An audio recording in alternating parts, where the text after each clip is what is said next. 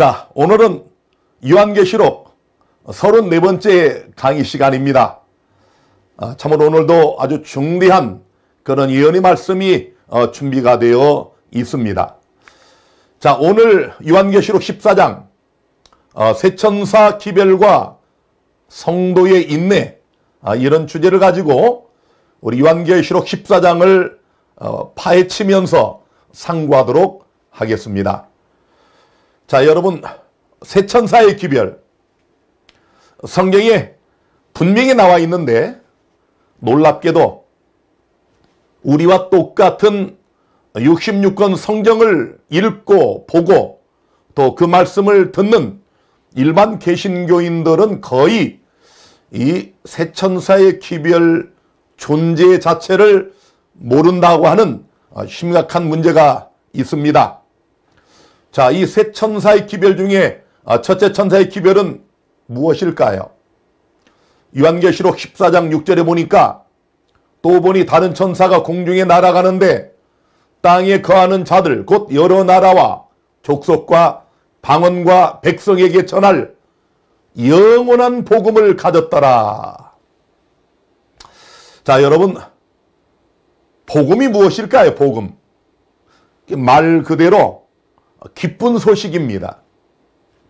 성경에서 말씀하는 기쁜 소식이 무엇입니까? 우리가 잘 아는 것처럼 누가복음 2장 10절과 11절에 천사가 이르되 무서워 말라. 보라, 내가 온 백성에게 미칠 이르게 될 큰 기쁨의 좋은 소식을 너희에게 전하노라. 여기 진짜 복음이 나오지 않습니까? 온 백성, 이 땅에 사는 모든 자들에게 전할 큰 기쁨의 좋은 소식, 아주 빅뉴스, 진짜 복음이 여기 있습니다. 그 내용이 뭔가요? 오늘날 다윗의 동네에 너희를 위하여 구주가 나셨으니 곧 그리스도 주시니라. 여러분, 그렇습니다. 이 성경에서 말씀하는 복음이 뭐냐? 우리 주 예수 그리스도에 대한 뉴스입니다. 우리 예수께서 이 땅에 사람으로 오셨던 성육신한 이때로부터 우리를 위하여 예수님께서 행하신 모든 것들이 우리를 위한 복음입니다. 자, 그런데 이 요한계시록 14장에서 말씀하는 이 영원한 복음은 무엇일까요?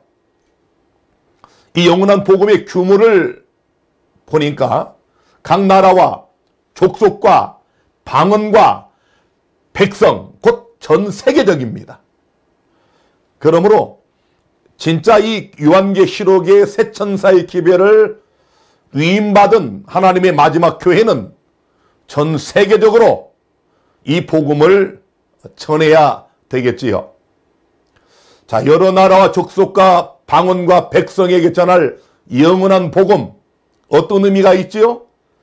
예수님께서 마태복음 24장에 감람산 설교를 하실 때 재림의 징조들을 쭉 말씀하시고 막바지에 이런 아주 중대한 말씀을 하셨습니다.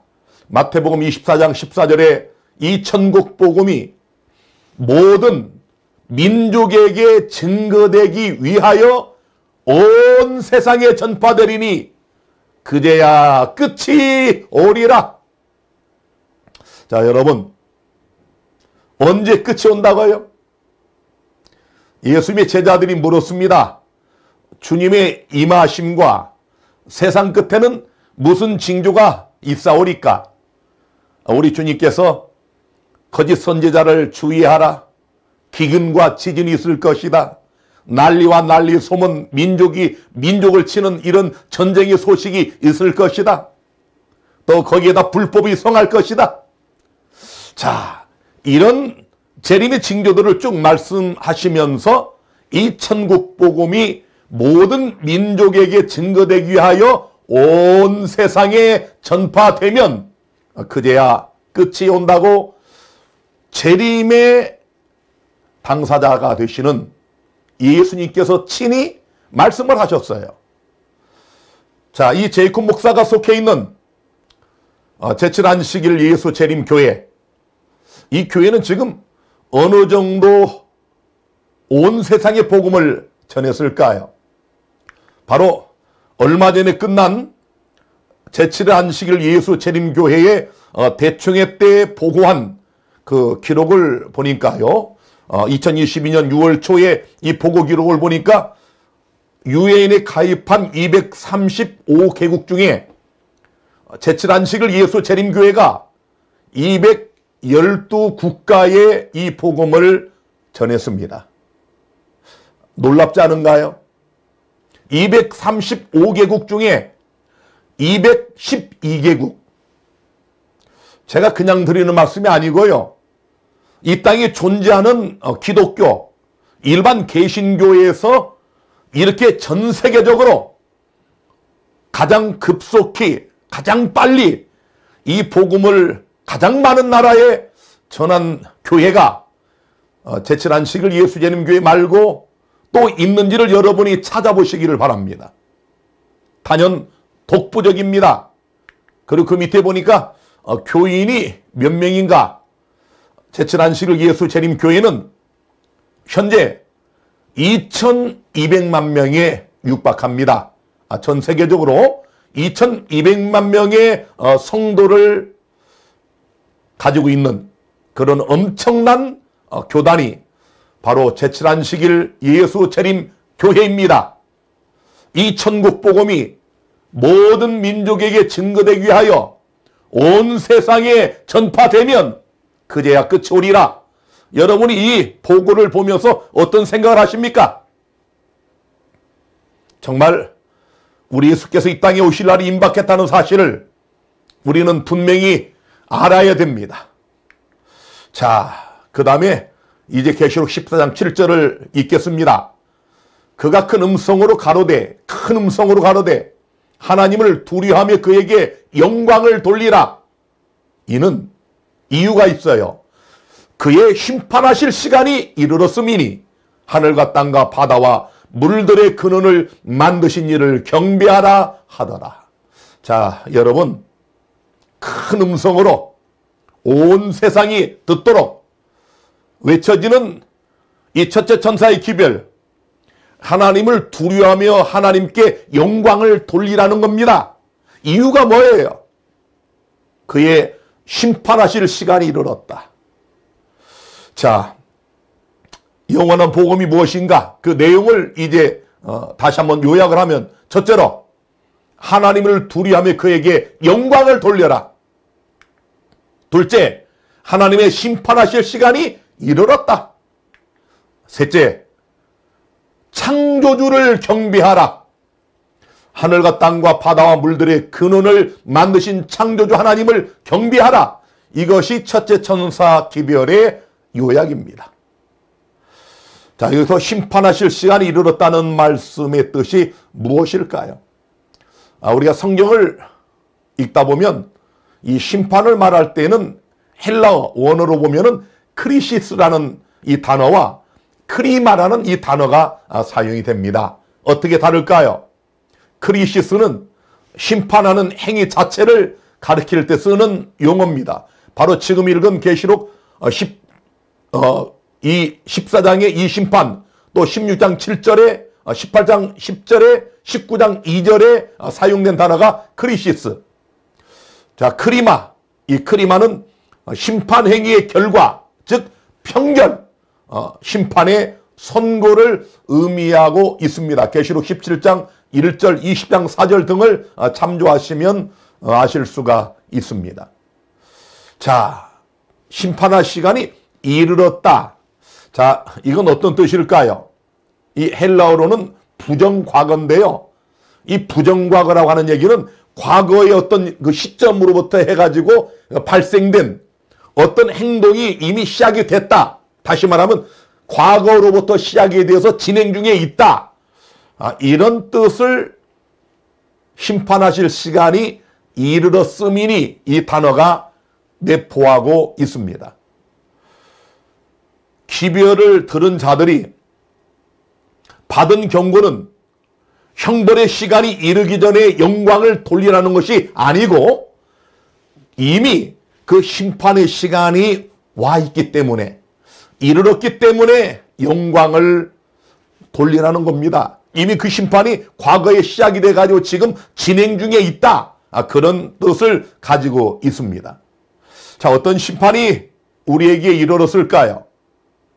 이거 굉장히 중요한 얘기인데 아까 말씀드린 것처럼 일반 개신교인들은 이거 전혀 모릅니다. 참 이상하지요? 왜 그럴까요? 아니, 온 세상에 마땅히 전해져야 할 영원한 복음, 그냥 복음도 아니고 영원한 복음. 자, 이 복음을 왜 일반 개신교인들은 모를까요? 자, 하나님께 영광을 돌리라. 이유는 그의 심판하실 시간이 이르렀기 때문이다. 그 심판이 어떤 심판일까요? 우리가 다니엘서를 이미 공부를 했습니다. 다니엘서 2장에 그 당시에 세계 최고의 강대국이었던 바벨론의 느부갓네살이 꿈에 보았던 신상, 금은 동철, 그리고 이 발가락은 철과 흙이 섞여 있는 바로 이런 모습의 신상을 봤지 않습니까?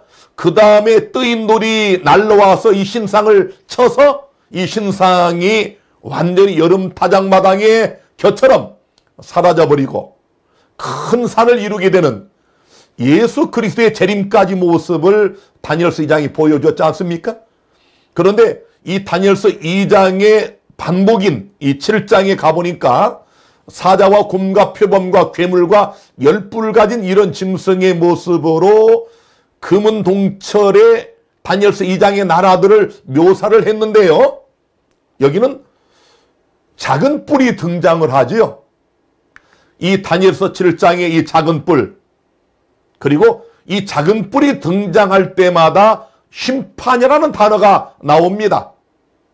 다시 한번 요약하면 이 다니엘서 7장은 예수의 재림까지 언급한 2장과는 달리 이 재림이 있기 전에 작은 뿔이 등장하고 그 다음에 어떤 심판이 있고 그 다음에 예수님의 재림이 있다고 하는 사실을 2장과 연결하여 우리에게 보여주고 있다는 사실입니다. 자, 그런데 여러분, 우리 인간을 구속하기 위해서 우리 주님께서 이 땅에 우리와 똑같은 사람으로 오셨지 않습니까? 아까 말씀드린 것처럼 예수께서 이 땅에 아기 예수로 오신 것부터가 우리를 위한 큰 기쁨의 좋은 소식, 즉 복음이었어요. 예수께서 이 땅에 오셔서 33년 반 우리와 똑같은 사람으로서의 삶을 사시고 서기 31년에 십자가에 죽으시고 그리고 부활하시고 승천하시고 이 모든 것들이 시제적으로 볼 때는 과거적 복음이고요. 자, 이 성경에서 가장 많이 언급되어 있는 예수 그리스도의 재림, 우리 주께서 우리를 다시는 죄가 없는 영원한 하늘나라로 데리고 가시는 이 재림이 있을 것을 명확하게 수없이 반복하여 말씀하고 있는데 그건 미래에 있을 일 아니겠습니까? 그러므로 이 재림은 시대적으로 볼 때 미래적 복음입니다. 자, 그렇다면 바로 이 과거적 복음과 미래적 복음 사이에 있어야 할 현재적 복음이 무엇일까요? 자, 예수님이 지금 어디서 무엇을 하고 계십니까? 참 놀랍게도 우리 신약 성경의 전반적으로 또 특별히 히브리서에 보면은 우리 예수께서 지금 재림하시기 전까지, 하늘로 승천하신 다음부터 재림하시기 전까지 우리를 위해서 무엇을 하고 있는지를 너무 자주 말씀을 했는데 일반 개신교인들이 이걸 지나치고 있습니다. 자, 여러분, 이걸 아는 것이 현재적 복음을 아는 것입니다. 예수께서 지금 우리를 위하여 어디서 무엇을 하고 계실까? 이 현재적 복음, 이것을 아는 것은 과거적 복음과 미래적 복음을 연결시켜주는 가교적 역할을 하는 것입니다. 자, 예수께서 우리를 위해 십자가에 죽으셨다. 얼마나 감사합니까? 또 주님께서 우리를 위해 이 땅에 재림하실 것이다. 얼마나 기막힌 복음입니까? 그렇다면 예수님이 하늘로 승천하신 후에 이 땅에 재림하실 때까지 팔짱 끼고 가만히 계신 건가요? 아니지 않습니까? 예수님께서 승천하신 이후부터 이 땅에 재림하실 때까지 우리를 위하여 무엇을 하고 계신가? 이것을 아는 것은 굉장히 중요합니다. 이것이 현재적 복음이에요. 자, 여러분, 예수께서 성육신 하신 것, 또 이 땅에 사람으로 우리를 위해 공생해 하신 것, 또 고난과 십자가, 부활과 승천, 이 모든 것들이 여러분과 나를 구원하시기 위하여 우리 예수님께서 행해 주신 과거적 복음입니다. 그 다음 주님께서 재림하시잖아요. 우리가 부활하고 또 승천하고 우리가 천국에 들어가고 그 다음에 이 지구를 회복하여 새늘과 새 땅에서 영생 복락을 누립니다. 이 미래적 복음 얼마나 또 중요합니까? 그런데 예수님께서 요한복음 16장 5절 6절에 제자들에게 이런 말씀을 하셨습니다.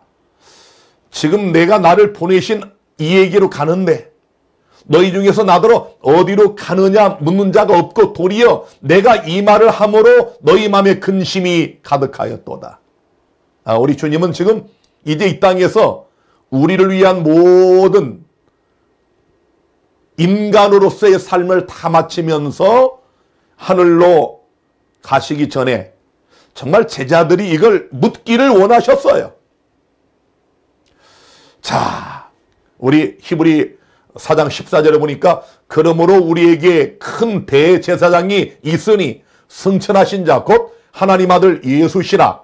우리가 믿는 도리를 굳게 잡을지어다.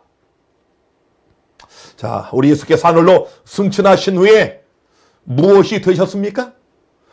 우리를 위한 큰 대제사장이 되셨다.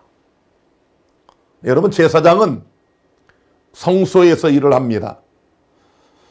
대제사장은 성소의 일도 할 수 있지만 대제사장만 1년에 딱 한 번 들어갈 수 있는 바로 지성소의 일을 할 수가 있습니다.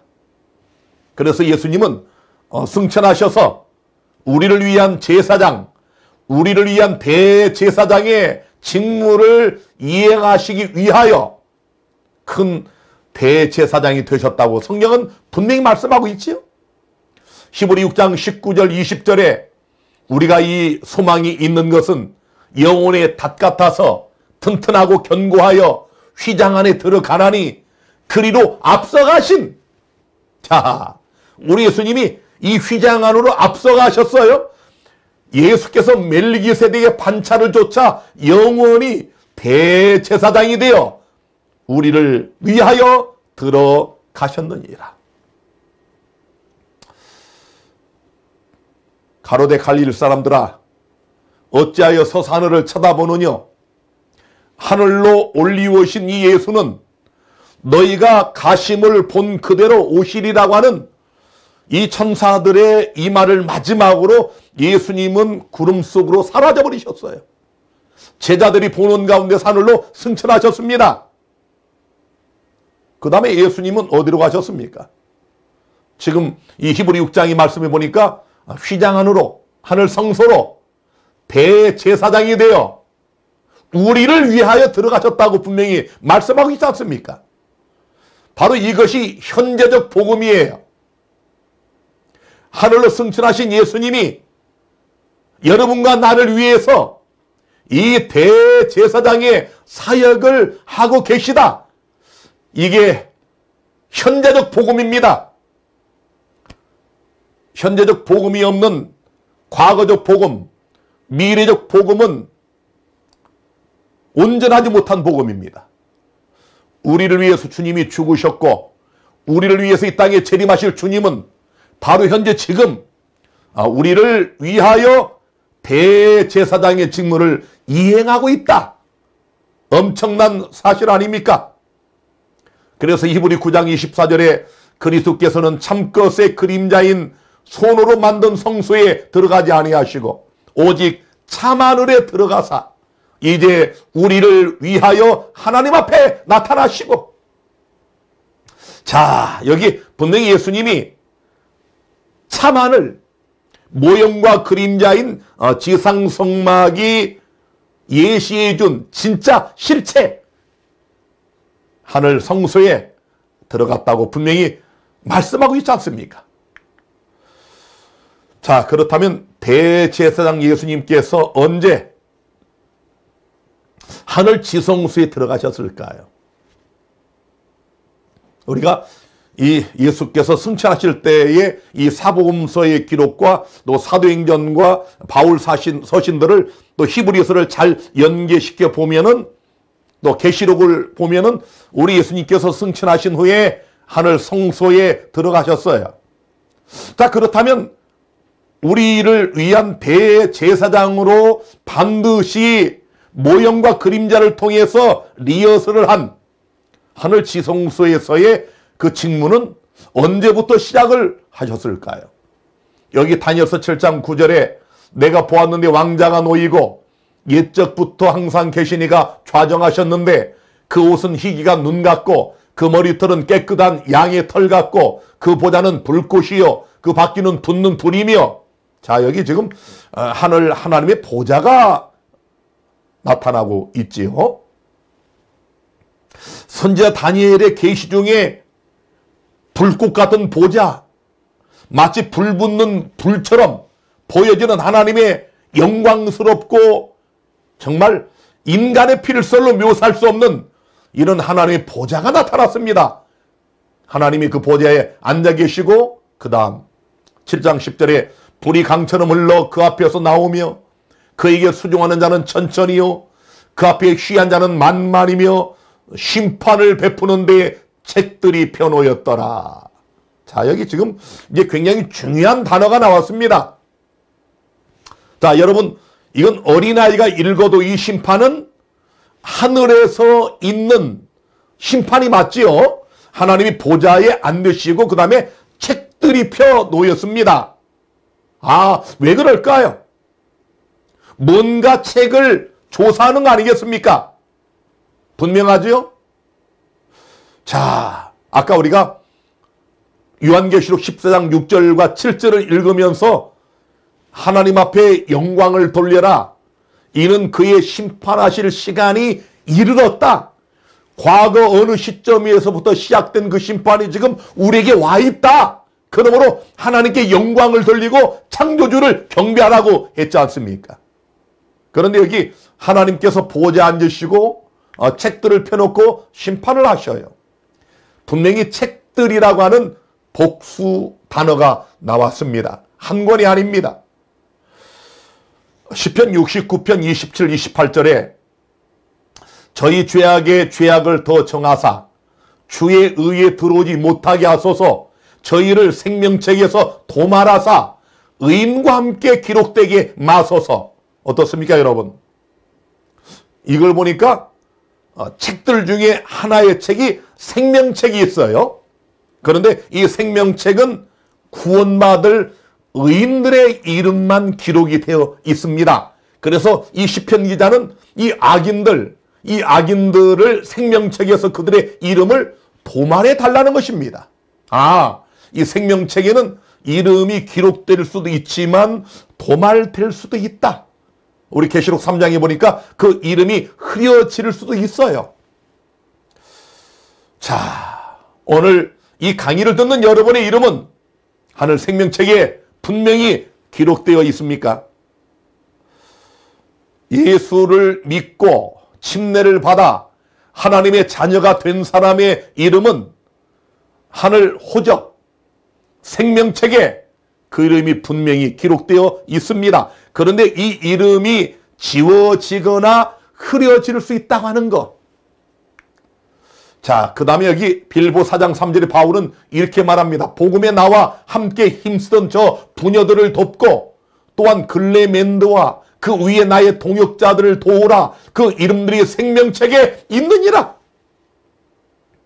아, 성도 여러분, 여기 지금 사도 바울의 복음 사역에 함께하는 자들, 동역자들, 돕는 자들, 이들의 이름이 하늘 생명책에 있다고 말씀하고 있어요. 우리 명광미디어를 통해서 성경예언대학원에 참여하시는 우리 대학원생 여러분, 여러분의 이름이 하늘 생명책에 있다는 확신과 믿음을 갖게 되기를 바랍니다.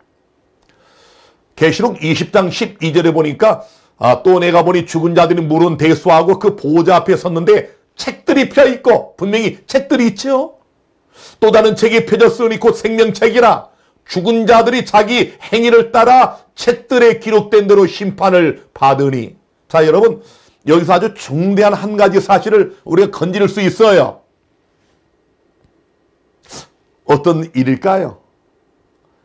영적인 눈을 떠서 여러분 잘 보세요. 이 심판은 대상이 누군가 하면은 하나님을 믿는다고 공언하는 그리스도인들입니다. 아셨습니까? 이 불신자들은 믿지 않음으로 이미 심판을 받았다고 성경 분명히 말씀하고 있고요. 이 심판, 하나님이 보좌에 앉으시고 책들을 펴놓고 생명책이 있고 또 다른 책이 있는데 이것 보세요. 생명책이 있다는 얘기는 뭐예요? 하나님을 믿고 예수님을 믿고 그 이름이 생명책에 있는 예수 믿는 사람들이라 그런 얘기입니다. 이들을 하나님이 심판하시는 거예요. 책들에 기록된 대로 심판을 받는 이 심판, 과거 어느 시점에 시작이 되어서 지금 진행 중인 심판, 이 심판이 이르렀음이니 하나님께 영광을 돌리라. 이게 첫째 천사의 기별입니다. 사랑하는 성도 여러분, 지금 하나님의 법정은 개정 중입니다. 이건 골석 심판이에요.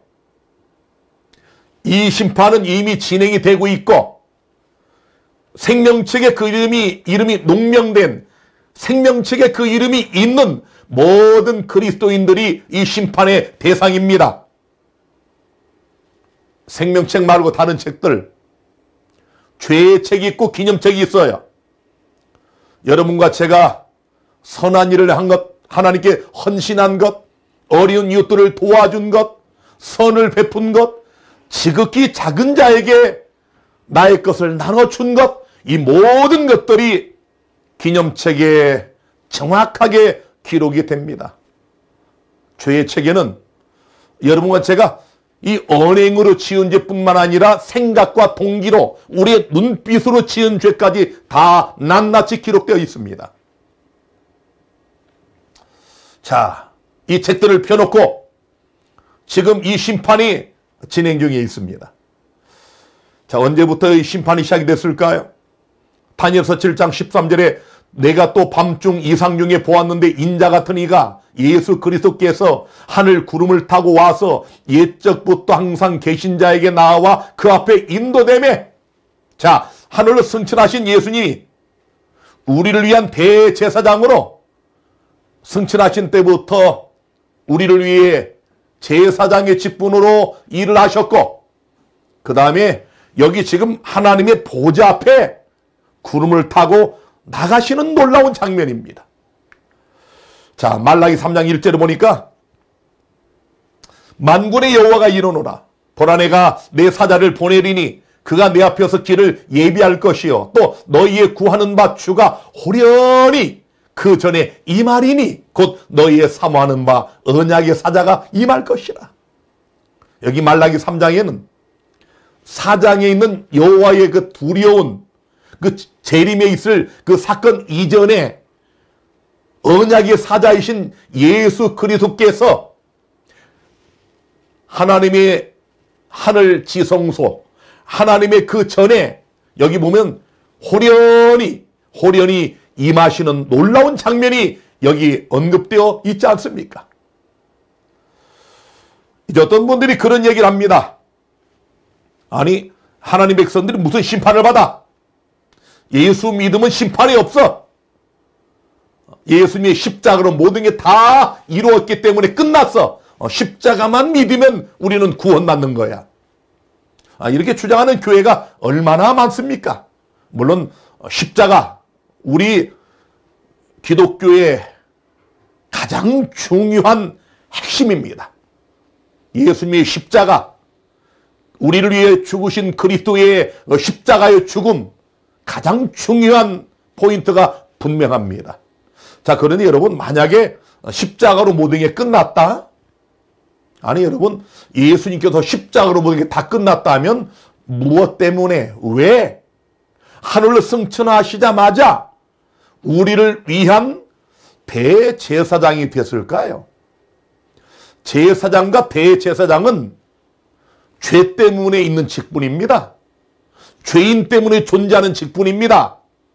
자, 그렇다면 예수님이 다 이루었다는 그 의미, 아주 쉽게 설명드리면 십자가로 다 이루셨지만 우리는 아직 여전히 죄악 세상에 살고 있지 않습니까?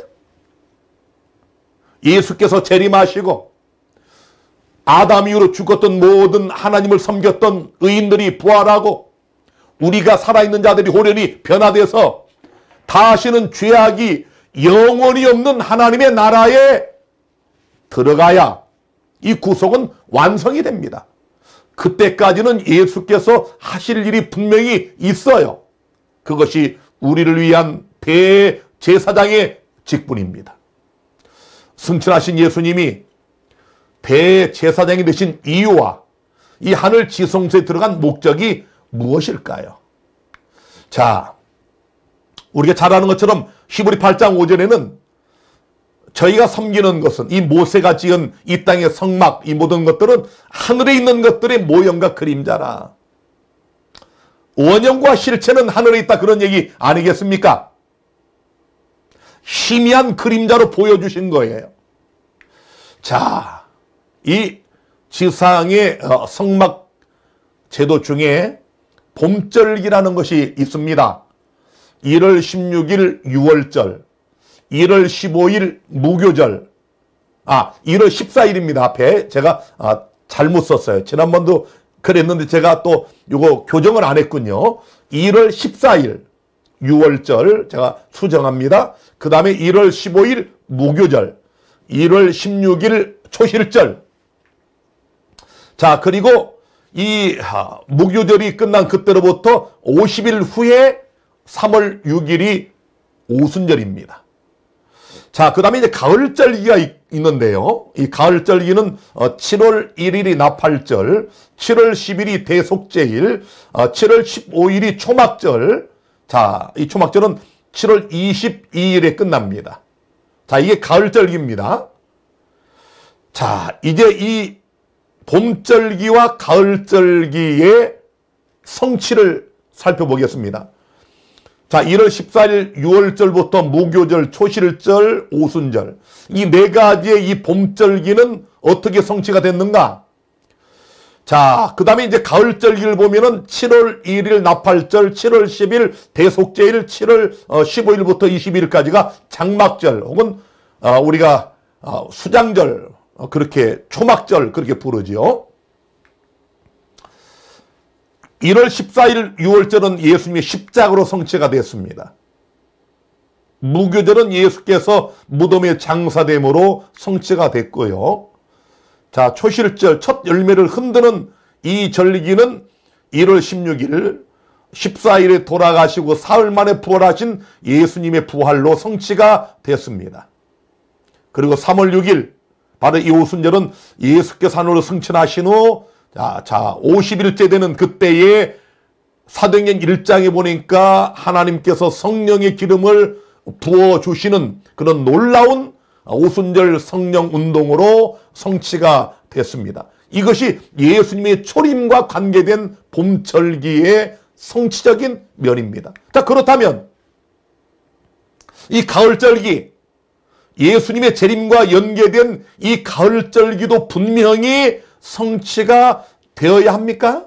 마땅하지요? 자, 나팔절로 심판을 경고하고 대속제일 심판하는 이 일이 분명히 있고, 그 다음에 이제 우리가 영원한 구원으로 들어가는 바로 이 초막절, 장막절, 이것들이 예수님의 재림과 분명히 연계되어 있습니다. 히브리 9장 23절에 보니까 그러므로 하늘에 있는 것들의 모형은 이런 것들로 정결케 할 필요가 있었으나, 자, 염소나 송아지 이런 짐승의 피로 정결하게 할 필요가 있었으나, 모세의 성막은 하늘에 있는 그것들은, 하늘의 이 원형 성소는 이런 것들보다 더 좋은 제물로 할지니라.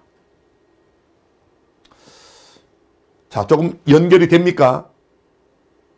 이 땅에 모세를 통해 지은 지상의 성막과 모든 절기 제도는 예수 그리스도를 통하여 성취될 그 모든 것들의 그림자요 리허설이었다. 그래서 이 봄절기 그대로 예수님이 십자가에 죽으시고 무덤에 장사되고 죽은 자 가운데 사흘 만에 부활하시고 오순절 다락방에 성령을 부어주심으로 그것들이 정확하게 성취가 됐다면, 가을절기 추수기에 있는 예수 그리스도의 재림과 연계된 나팔절, 대속제일, 초막절도 분명히 성취가 돼야 됩니다. 그런데 히브리 9장 11, 12절에 보니까 그리스도께서 장래 좋은 일에 대제사장을 오사 손으로 짓지 아니한 곧 이 창조에 속하지 아니한 더 크고 온전한 장막으로 말미암아 염소와 송아지의 피로 아니하고 오직 자기 피로, 더 나은 제물이죠, 영원한 속죄를 이루사 단번에 성소에 들어가셨느니라. 자, 예수님께서 하늘로 승천하신 다음에 우리 인류의 구속을 완성하시기 위하여 대제사장이 되시고 바로 그 직무를 담당하고 있다고 하는 것, 이걸 아는 것이 현재적 복음을 아는 놀라운 사실입니다. 자, 그러면 이 그림자와 모형, 이 표상적인 이 지상성소의 정결이 어떻게 이루어졌는지를 좀 살펴보겠습니다. 자, 이 대속제일에 있는 이 성소 정결 어떻게 진행이 됐는가? 레위기 16장에 보니까 7월 곧 그달 10일에 너희는 스스로 괴롭게 하고 이날에 너희를 위하여 속죄하여 너희를 정결케 하리니 너희 모든 죄에서 너희가 여호와 앞에 정결하리라. 자, 7월 10일 이 대속제일에 하나님의 백성들이 모든 죄에서 하나님 앞에 정결해진다. 아, 성소 정결이란 그 물리적인 면에서 그 성막, 그런 것들의 정결만을 말하는 것이 아니고 그 성소를 더럽히게 된 하나님 백성들이 죄에서 해방이 되면, 죄를 용서받으면, 죄가 해결이 되면 하나님 앞에 정결해진다. 다시 말하면 하나님 백성들이 죄에서 자유하게 되면, 하나님 백성들이 정결하게 되는 그것이 이 성소의 정결이라고 말씀하고 있다는 사실을 우리가 알 수 있겠지요. 자, 레위기 16장 33절과 34절을 더 봅니다. 지성소를 위하여 속죄하며 회막과 단을 위하여 속죄하고 또 제사장들과 백성의 회중을 위하여 속죄할지니 이는 너희의 영원히 지킬 규례라. 이스라엘 자손의 모든 죄를 위하여 1년 1차 속죄할 것이니라. 아, 참 놀라운 말씀 아닙니까? 자, 이스라엘 백성이 모든 죄를 위하여 1년에 딱 한 번 이 지성소를 속죄하라는 겁니다. 하나님 백성들의 죄가 해결되면 지성소가 정결해진다는 겁니다. 성소가 깨끗해진다는 겁니다. 자, 우리가 이 지상성소를 들여다보면은 위에서 본 장면인데요. 두 가지 국면이 있습니다. 첫째는 매일의 봉사, 성소 첫째 칸, 일반적으로 성소라고 그러죠. 이 성소, 떡상과 촛대와 분향단이 있는 바로 이곳에서 매일마다 제사장들이 봉사를 하고요. 그 다음 이제 가장 중요한 아까 말씀드린 1년에 딱 한 번 7월 10일에 있는 이걸 해마다의 봉사, 매년의 봉사, 지성소에 있는 봉사인데 대제사장만 할 수가 있습니다. 이것이 바로 대속죄일에 있었던 것입니다. 자, 이렇게 지금 상상됩니다. 그 당시에 이렇게 성막이 이스라엘 모든 백성들의 삶의 중심지예요. 7월 10일 대속죄일에 이들이 이렇게 둘러 모입니다. 자, 여기는 이제 성소뜰인데요. 매일의 봉사는 이 뜰에 사는 겁니다. 물론 대속죄일에도 이 뜰 봉사를 하고 그 다음에 지성소로 들어가는데요. 이렇게 제사장들이 양을 잡고 피를 흘리고 그 다음에 이 번제단에다가 희생 제물들을 또 불태우고 이런 일을 하게 되고요. 바로 첫째 간 성소, 떡상과 촛대와 분향단이 있는 이곳에서 제사장들이 이렇게 날마다 일을 했습니다. 그러나 이 지성소, 하나님의 언약궤가 있고 이 언약궤 안에 하나님의 돌비, 십계명이 들어있지 않습니까? 이곳은 1년에 딱 한 차례 하루 대제사장만 이곳에 들어가서 이 거룩한 직무를 이행하게 됩니다. 이 지성소의 중심 바로 이 언약궤 위에 이 그룹 천사의 중앙에 쉐키나의 영광, 하나님의 임재 상징이 여기에 있었습니다. 바로 이 뜰은 양 잡는 곳입니다. 매일마다 죄인들이 양을 데리고 와서 죄를 자복하고 이 양을 죽여가지고 제사장들이 저렇게 피를 담아가지고 성소에 들어가 피를 뿌리지 않습니까? 바로 오른쪽에 있는 떡상과 금촛대와 분향단이 있는 성소와 그 휘장을 지나면 있는 법궤, 하나님의 언약궤가 있는 바로 지성소, 성소의 측면에서 이렇게 본 장면이고요. 그래서 이렇게 밤에는 불기둥, 또 낮에는 구름기둥으로 하나님이 이들과 함께 하셨는데요. 자, 그렇다면 왜 성소가 정결케 돼야 했는가? 아까 제가 잠깐 말씀드렸지만은 민수기 19장 20절에 보니까 사람이 부정하고도 스스로 정결케 아니하면 여호와의 성소를 더럽힘이니, 사람이 죄를 지으면 여호와의 성소가 더러워지는구나. 맞지요? 쉽게 설명드리면 예수께서 우리를 위한 대제사장으로 하늘 지성소에 계셔서 우리를 위해 중보하는 이유가 뭡니까? 우리가 죄를 지면 하늘 성소가 더러워지는 겁니다. 여러분과 제가 죄를 회개하면, 우리 스스로를 괴롭게 하여 죄를 버리면 하늘 성소는 정결해지는 겁니다.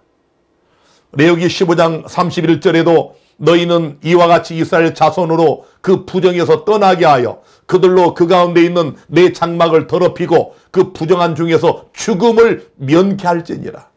분명히 성소가 더러워지는 이유는 백성들의 죄와 연계되어 있다는 사실을 알 수가 있지 않습니까?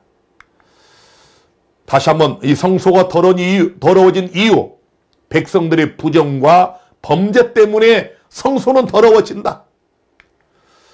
레위기 4장 6절에 보니까 그 제사장이 손가락에 그 피를 찍어 여호와 앞 곧 성소 장 앞에 7번 뿌릴 것이며, 자, 이제 양을 잡아서 죄인이 양의 머리에다가 죄를 고백하면 진짜로 예수님을 상징하는 이 어린 양에게 그 지은 죄가 전가됩니다.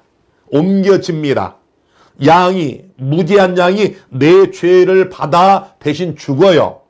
그 피를 빼서 제사장이 저렇게 지성소와 성소를 구분하고 있는 이 휘장에다가 뿌립니다. 자, 그래서 이 성소가 정결해지려면 이 성소를 더럽힌, 범죄와 부정으로 성소를 더럽힌 우리 하나님의 백성들이 죄를 고백하고 죄에서 떠나면 성소는 깨끗해지는 겁니다. 자, 이제 대속죄의 의미를 제가 요약하여 말씀드리면, 첫째로 매일의 봉사를 통해 용서받은 죄의 기록들을 영원히 도말하는 의식이 이 대속죄에 있고요. 두 번째로 개개인이 자신들의 죄들이 참으로 용서받았는지를 조사받는 과정이에요. 그래서 백성들 중에 이날의 자기를 스스로 괴롭게 하지 아니하는 자는 백성 중에서 끊쳐지리라고 분명히 경고하고 있습니다.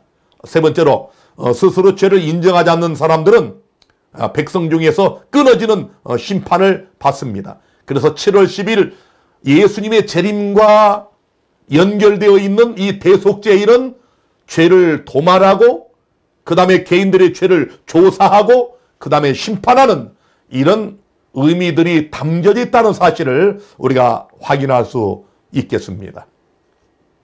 자, 그래서 그날 제가 이제 시간 관계상 이 나머지 얘기는 다 못하는데요. 대제사장이 7월 10일에 대속죄일의 봉사를 할 때 이 두 마리의 염소를 구별해서 하나는 아사셀을 위하여 하나는 여호와를 위하여 구분합니다. 그래서 여호와를 위한 염소를 잡아서 이제 그 지성소에 들어가고 그 피를 가지고, 자, 그 다음에 이 모든 대속죄의 일을 마치면서 대제사장이 지성소에 나와서 1년 동안 지은 이스라엘 백성들의 모든 죄를 아사셀, 사단, 마귀를 상징하는 이 염소에게 다 전가를 시킵니다. 이거 굉장히 중요합니다. 왜냐하면은 여러분, 우리가 죄를 졌지만 누구 때문에 죄를 졌습니까? 아담과 하와가 누구 때문에 죄를 져서 타락했나요?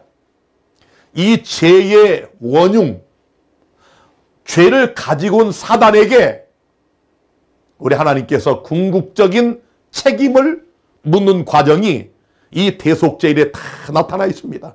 그렇지 않습니까? 어린 양이 무슨 죄가 있습니까? 우리를 위해서 십자가에 죽으신 예수님이 무슨 죄가 있으신가요?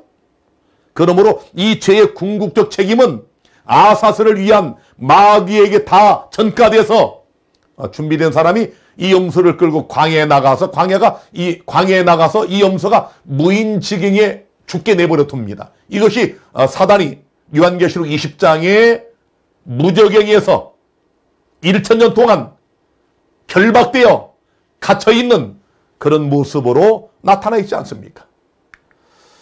자, 이제 벌써 50분이 다 됐는데요. 이제 마지막 말씀을 좀 정리하면서 다니엘서 8장 14절을 보면 2300주야까지니 그때의 성소가 정결하게 함을 입으리라. 이거 좀 굉장히 중요한 얘기입니다. 예수님께서 하늘 성소에, 지성소에 왜 들어가셨다고요? 이 땅의 모형과 그림자의 성막은 짐승의 피로 정결케 할 필요가 있었으나 하늘에 있는 것들은 이것들보다 더 나은 재물 예수 그리스도의 피로 정결케 한다고 했지 않습니까?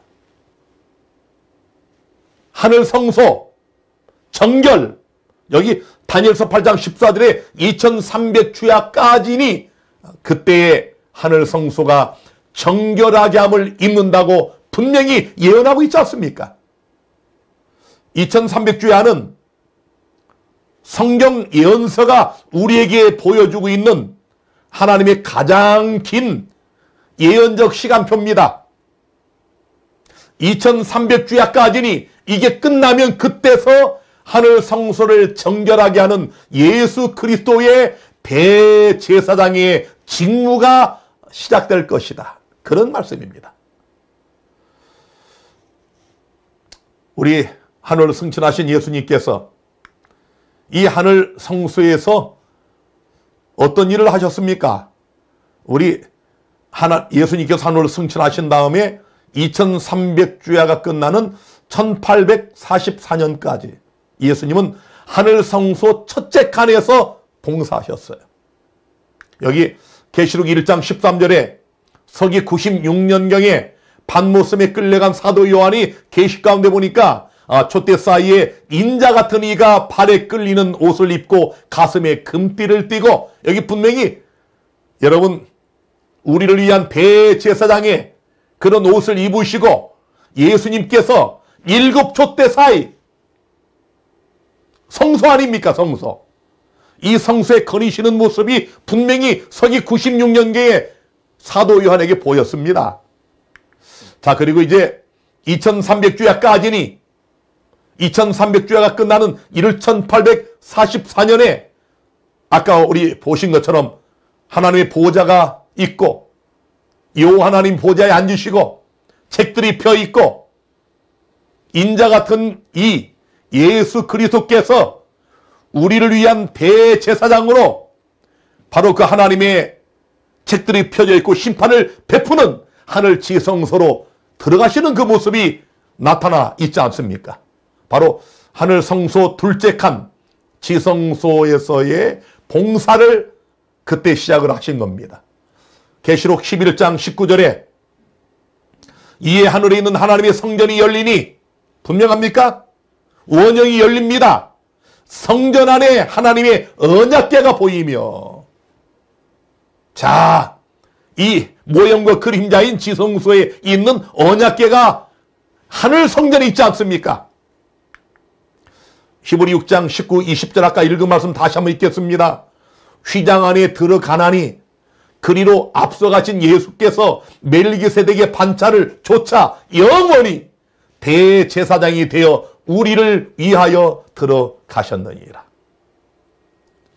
2300주야 끝나는 1844년 10월 22일 우리 주님께서 여러분과 나를 영원히 구속하시기 위하여 우리를 위한 대제사장으로 하늘 성소를 정결하게 하는 이 마지막 과업을 완성하시기 위하여 하늘 지성소에 입성을 하셨습니다. 자, 그래서 아까 말씀드린 예수님의 재림과 연계된 가을절기, 이 나팔절, 1831년부터 침례교 신도였던 윌리엄 밀러가 시작한 바로 재림운동, 이때 나팔을 불었습니다. 온 세상에. 그리고 1844년 바로 대실망을 겪었던 그 순간, 마치 예수님께서 십자가에 온 세상 사람들의 이목을 집중시키기 위하여 나귀를 타고 예루살렘에 입성하신 것처럼 그때 미국에서만 수만 명의 사람들이 각 교단에서 빠져나와 이 재림운동에 참여했다가 큰 실망을 겪지 않습니까? 바로 십자가에서 제자들과 예수님을 따르던 자들이 큰 대실망을 겪은 것과 똑같지 않습니까? 십자가의 대실망은 그 수소가 다시 모였고 부활한 예수님을 만나면서 오순절 성령 다락방에서 성령을 받고 초대교회를 형성하는 놀라운 역사로 나타났지 않습니까? 바로 이 대실망 사건을 통하여 우리 예수 그리스도께서 우리를 위한 대제사장으로 하늘 성소에 들어가시는 이 마지막 이 복음적 사역을 완성하는 이 놀라운 장면을 바로 윌리엄 밀러의 재림운동의 대실망을 통하여 많은 사람들을 이목을 끌어보게 하시고 알게 하시고 그때부터 하늘 성소에서 책들을 펴놓고 아담 이후로 예수를 믿고 하나님을 믿은 모든 사람들을 대상으로 조사 심판을 시작을 하신 겁니다. 목적이 뭡니까? 바로 하늘 성소를 정결하게 해서 예수께서 드디어 이 땅에 재림하시고 그리고 그 후에 사단을 영원히 유폐하고 유황불로 소멸하여 온 우주의 죄악의 흔적조차 없게 하시는 그것이 하늘 성소의 궁극적 정결입니다. 자, 그래서 우리가 이제 이 성소가 정결해지는 그때에 초막절이 가리키는 영생 복락의 그런 아름다운 신천 신지에서의 영원한 삶을 살게 되는 것입니다. 자, 다시 한번 리허설로 보여준 이 절기는 분명히 성취가 됩니다. 이 봄절기가 예수님의 초림을 통하여 정확하게 성취가 됐다면 바로 가을절기인 이것도 예수님의 재림과 연계되어 분명히 성취가 될 것임을 알 수 있지 않습니까? 자, 심판이 왜 시작되어야 할까요? 이 심판이 시작되어야 일어나는 일들이 있습니다. 다니엘서 7장 22절에 옛적 부당상 계신 자가 와서 지극히 높으신 자를 자의 성도를 위하여 신원하셨고, 여기 신원이 심판이라는 단어와 똑같습니다. 하나님의 성도를 위하여 심판하셨고 때가 이름에 성도가 나라를 얻었더라. 여러분, 심판이 두려운가요? 심판이 두려운가요? 아니, 예수를 믿는 우리들의 죄를 용서하실 뿐만 아니라 영원히 도말해 주시고 우리에게 영원한 하나님의 나라를 주시는 심판. 아니, 놀라운 복음 아닙니까? 그래서 아까 계시록 14장에 이 첫째 천사의 기별은 영원한 복음을 가졌는데 그 복음이 뭐예요? 하나님께 영광을 돌려라. 이는 그의 심판하실 시간이 이르렀음이니. 이 심판은 진실한 하나님의 백성들을 죽이려고 하는 심판이 아니고요.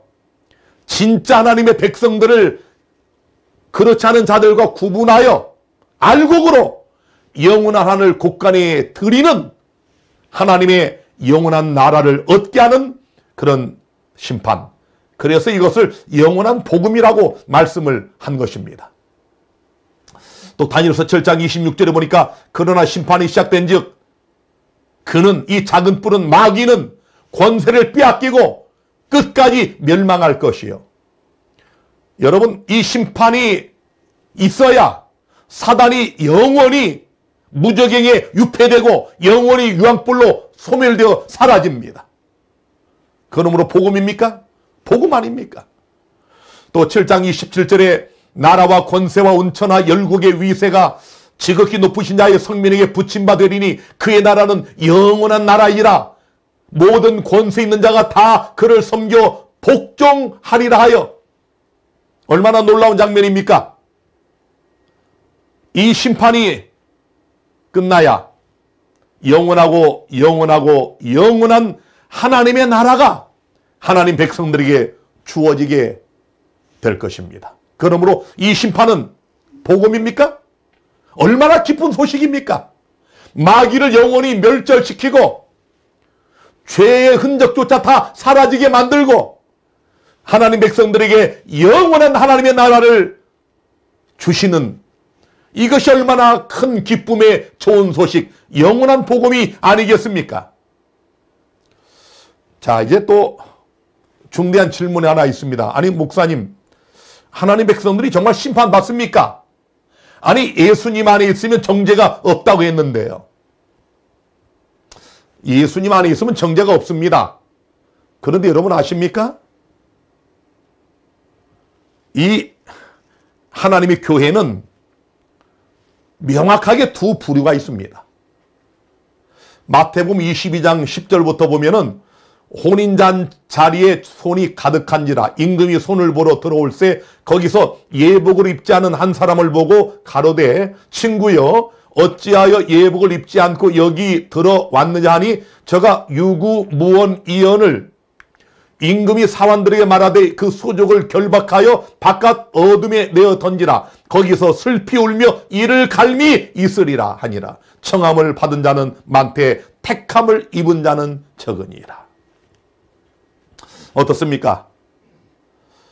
혼인집에 들어왔습니다. 그런데 임금이 와가지고 그 손님들 중에 예복 입지 않은 사람을 붙잡아서 밖으로 내어 쫓습니다. 이게 조사 심판입니다. 조사 심판은 진짜 하나님 백성들에게는 전혀 두려울 것이 없는 심판입니다. 양과 염소 중에 염소를 갈라내는 심판, 알곡과 가라지 중에 가라지를 갈라내는 심판, 슬기로운 처녀와 미련한 처녀 중에 미련한 처녀를 갈라내는 심판. 감사합니까? 여러분, 아무리 자식을 낳고 부부라도 마음이 맞지 않으면 이혼합니다. 요즘 황혼 이혼이 유행입니다. 아니, 나이 70, 80이 돼가지고 이혼을 해요? 왜 그런가요? 과거에는 그냥 애들 때문에 참고 살았는데 애들 다 이제 성장하고 십장가가고 단둘이 사는데 도저히 이 사람하고 성격이 안 맞아 못 살겠다. 노인들이 황혼 이혼을 합니다. 부부는 촌수가 없지 않습니까? 부부는 한 몸인데 한 몸인 부부도 마음이 맞지 않으면 이혼합니다. 우리 하나님의 진실한 백성들을 괴롭히고 마음 상하게 하고 함부로 말하고 마음대로 행동하고 남에게 상처를 줘도 죄의식도 없고 이런 분들하고 하늘에 가서 영원히 같이 살겠습니까? 그런데 그런 분들 보고 하늘 못 간다고 하면 큰일 납니다. 포악한 성격을 갖고도 사기를 치고도 온갖 불법한 일을 다 해도 교회 열심히 다니는 분들 많습니다. 술, 담배 먹어도 주일이면 교회 가는 분들 많습니다. 다 이들이 천국 갑니까? 여기 지금 조사로 오잖아요. 임금이 들어와가지고 예복 입지 않는 사람 골라내지 않습니까? 이게 조사 심판입니다. 하나님 백성들이 심판을 받습니까? 베드로전서 4장 17, 18절에 하나님의 집에서 심판을 시작할 때가 되었나니 만일 우리에게 먼저 하면 하나님의 복음을 순종치 아니하는 자들의 그 마지막이 어떠하며 또 의인이 겨우 구원을 얻으면 경건치 아니한 자와 죄인이 어디 서리요? 아니 여기 지금 분명히 하나님의 집, 이 교회에서 심판을 시작할 때가 되었나니 만일 우리에게 먼저 하면 바울이 베드로가 자기를 포함해 가지고 우리에게 먼저 심판한다. 분명하죠? 바울은 고린도서 5장 10절에 이는 우리가 다 반드시 그리스도의 심판대 앞에 드러나 각각 선악간에 그 몸으로 행한 것을 따라 받으려 함이라. 우리가 다 심판을 받습니다. 분명하죠? 로마서 14장 10절에도 우리가 다 하나님의 심판대 앞에 서리라. 마지막 말씀 야고보서 2장 12절에 너희는 자유의 율법대로 심판받을 자처럼 말도 하고 행하기도 하라. 어떻습니까? 오늘 우리 첫째 천사의 기별을 들었습니다.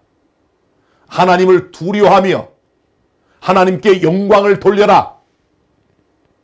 이는 그의 심판하실 시간이 이르렀음이니 그 심판이 이미 시작이 됐고 진행 중에 있으며 곧 끝나게 됩니다. 오늘 여러분은 하나님 앞에 어떤 자로 구별되기를 원하십니까? 여러분은 양입니까? 염소입니까? 여러분은 슬기로운 처녀입니까? 미련한 처녀입니까? 여러분은 가라지입니까? 알곡입니까? 여러분은 좋은 물고기입니까? 아니면 못된 물고기입니까? 여러분은 착하고 충성된 종입니까? 아니면 악하고 게으른 종입니까? 여러분은 술 취하여 동물을 때리는 자입니까? 아니면 때를 따라 집 맡은 자들에게 양식을 나눠주는 사람입니까? 결정과 선택은 우리 각자에게 있습니다. 지금 하나님의 보좌 중심에는 책들이 펴져 있고 예수님을 믿는 모든 자들이 바로 그 심판의 대상이 되어 이 심판이 신속하게 끝나가고 있습니다.